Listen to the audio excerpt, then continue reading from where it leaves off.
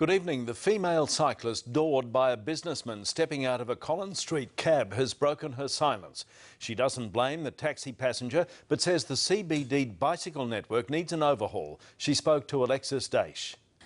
After riding head-on into a taxi door, the female cyclist says she's not out to antagonise anyone. I don't want to get in anyone's way, but I'm trying to do it as safely as I can. Wanting only to be known as CD, the 28-year-old escaped the Collins Street ordeal with just bruises. I take the risk and I know when I'm riding down there I must go slowly, which I was at the time. CD says she doesn't blame the taxi passengers. One, a 65-year-old Brighton man, has handed himself in to police.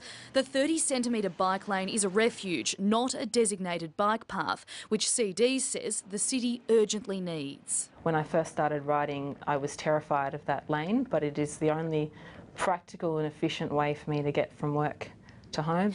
And police support her. A cyclist is quite entitled to be there on the left. The reality is, though, should you do that?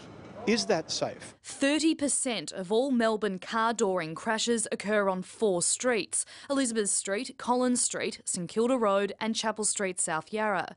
Melbourne City Council is spending $5.6 million on bike lane upgrades, but Collins Street won't benefit. Collins Street and Flinders Street are so busy and with so little room, you can't fit. Next month, trials will begin on newly designed bike lanes here in Glenferrie Road, Hawthorn. They separate cyclists from parked cars with a 90-centimetre buffer zone, and if successful, they may be implemented in other locations. Vic Roads is also conducting a review of cyclist road rules. Regardless, CD is getting back on the bike. And the bike was only minorly damaged and I'm fine.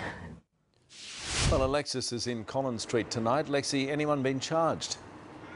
Good evening, Pete. Not as yet. The female cyclist has, though, given a statement to police, and interestingly, so too has the driver of the taxi involved. Transit police are now investigating the incident, but as I said, they haven't charged the 65-year-old Brighton man who handed himself in.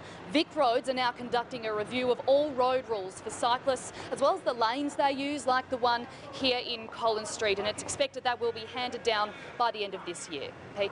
Thanks, Lexi.